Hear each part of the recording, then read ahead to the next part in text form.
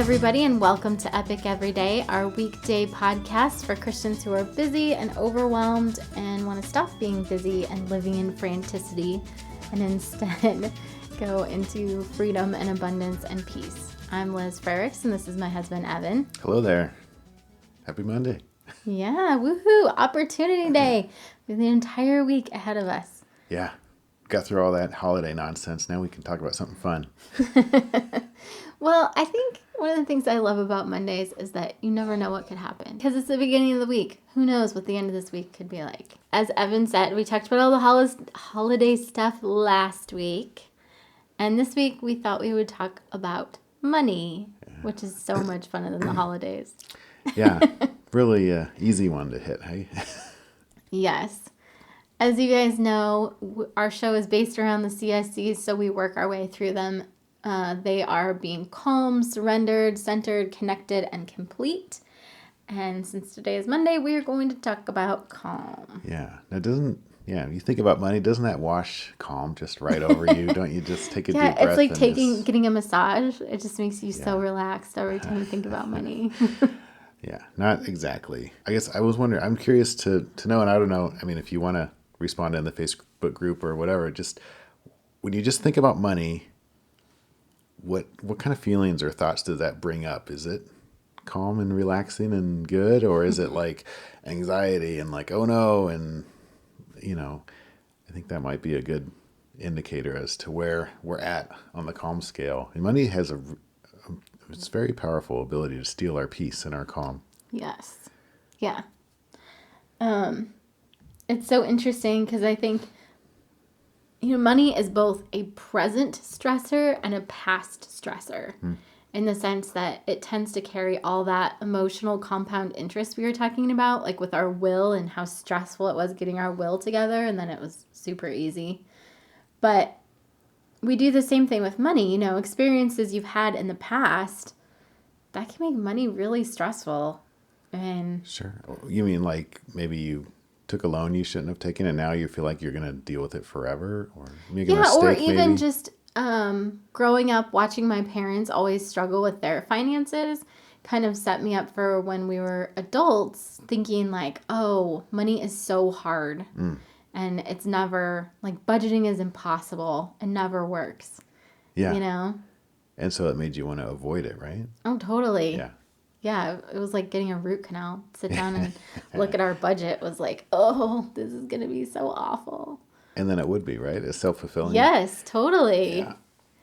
Mine was kind of the opposite, where it's just like, I just kind of had the feeling that it would take care of itself, and that would keep me from budgeting.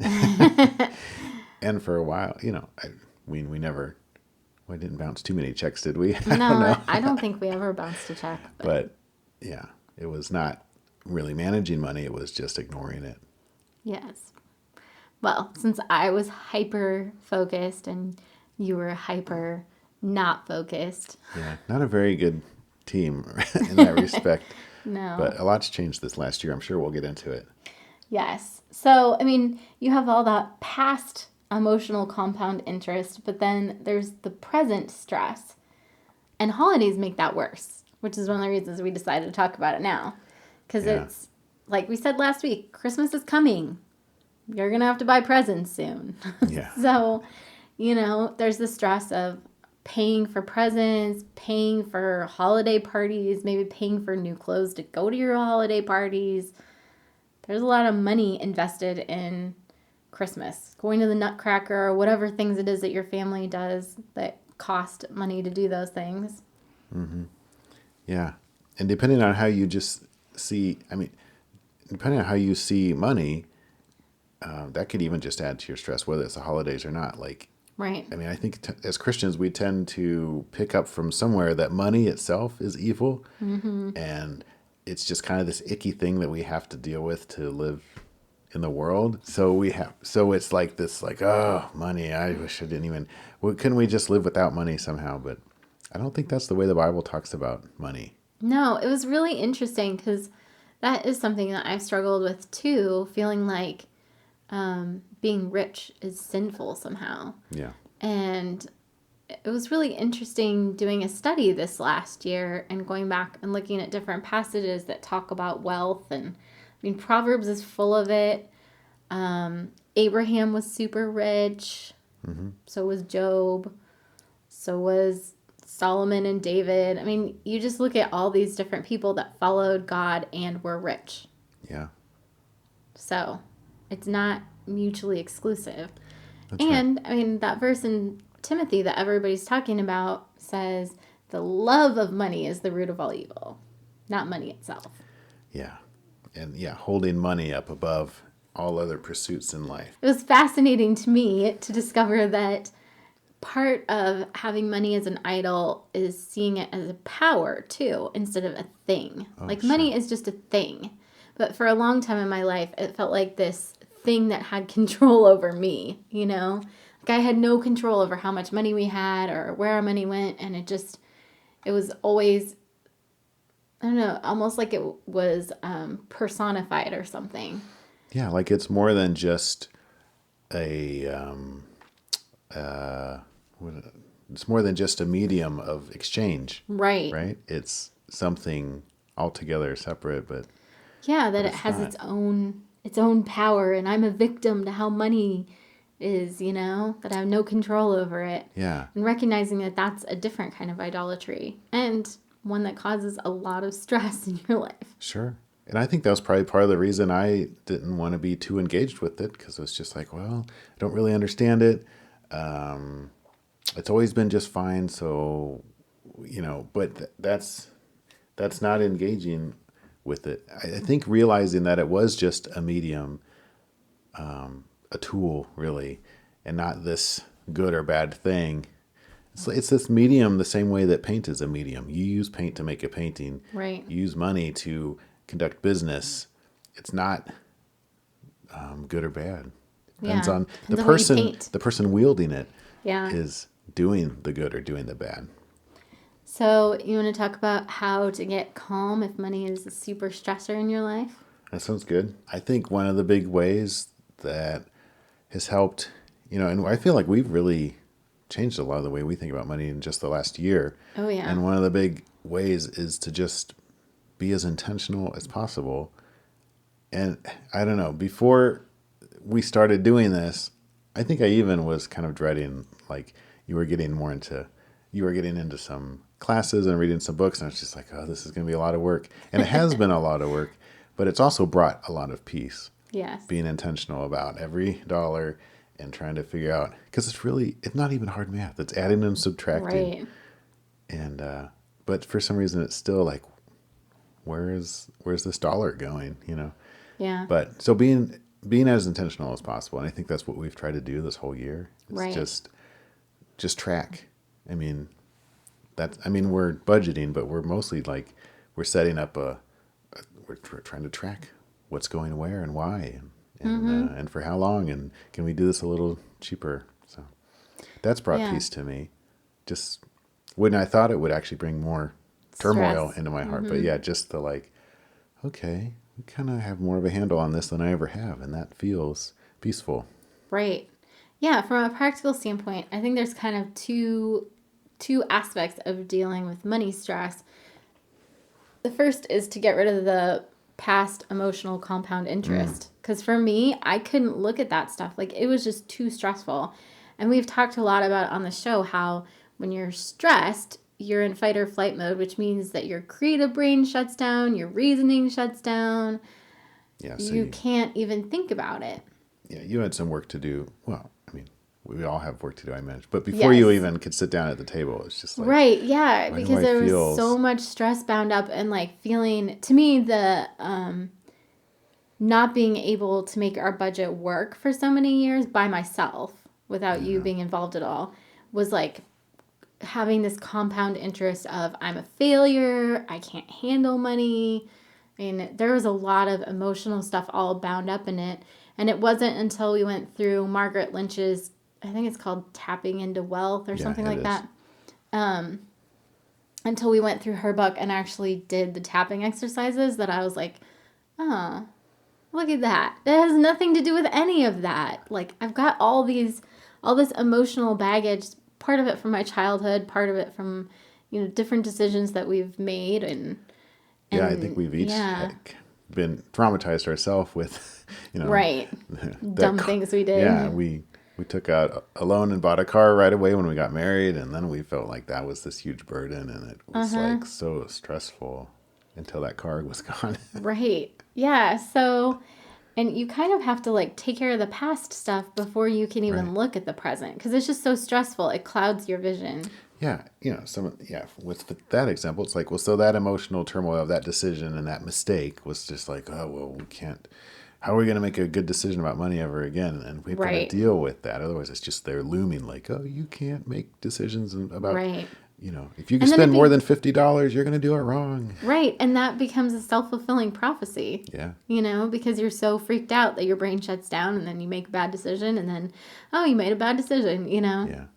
That links in with what we've said on here before too, like mistakes allowed. If we don't let ourselves make mistakes, and I think with money is when we're like, we can't make mistakes with money, right? Because then it'll just all be gone. And somebody in a book we've read this year or a class or something, it was like, we usually have it flip-flopped where I heard the phrase a lot, we've got more time than money, and so we can spend more time doing things cheaper somehow. And this person was saying time is actually the more valuable commodity. Right, because you can always get more money. You can't get more time. Yeah. Yeah, right. It's possible to make more money. It's impossible to make more time. So treat your time more preciously than your money. And that was a paradigm shift. It's like, it was how a do you huge do that? paradigm shift, yeah. Which was really interesting because, in a lot of like different money books, they talk about how rich people value their time over their money. It's only poor people that value their money over their time.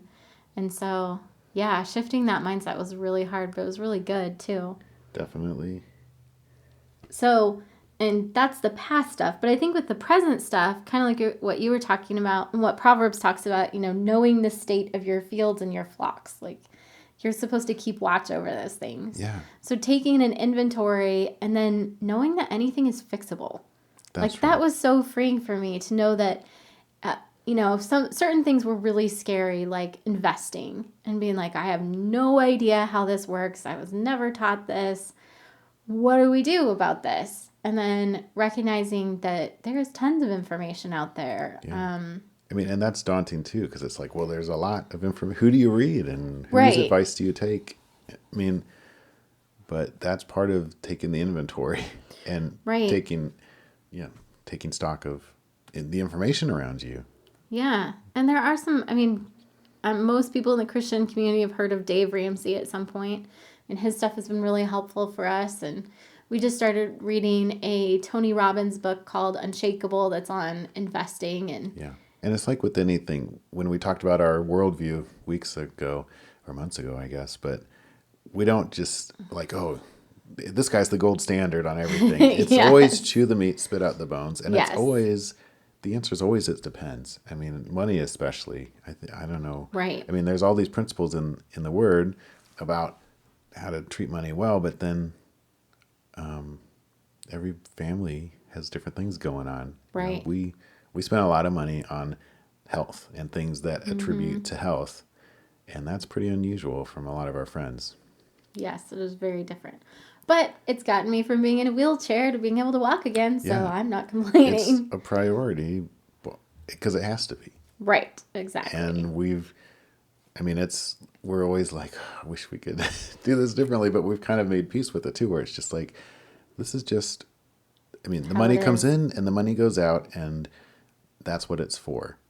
It's not, it doesn't come into our bank account to live there. It comes, it's so that we can use it to do things in the world that honor God and advance the kingdom and do things that make sense. Yeah. Proverbs even says that a stingy man doesn't know that he's setting himself up for poverty.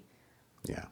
There's some pretty amazing ones in there. You've been sharing a lot. They're good. So hopefully that gives you guys some practical ideas. If you're looking for budgeting software, Dave Ramsey has one that he likes. I think it's called Easy Dollar or something like that.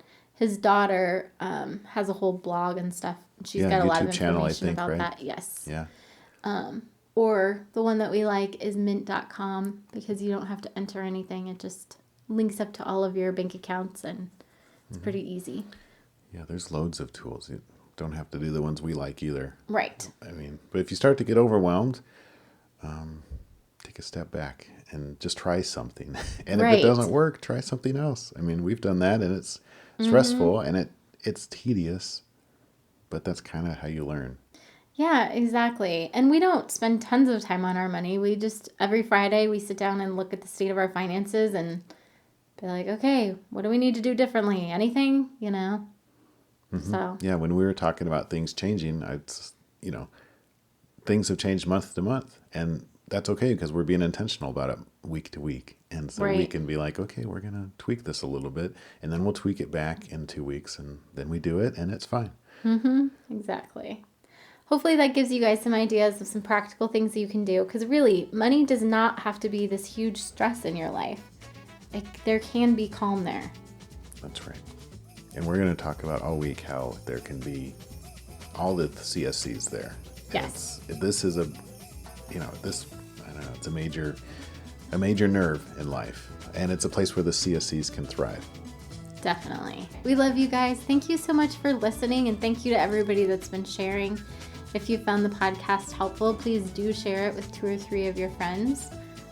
We definitely believe in getting the CSCs out to everybody. We really believe that they can change the church. That's right. That's why we're doing this show. Come back tomorrow if you guys want to hear more about surrender and money. I have the feeling we'll be talking about tithing. Yeah. So we'll talk to you then. All right. Have a good Monday.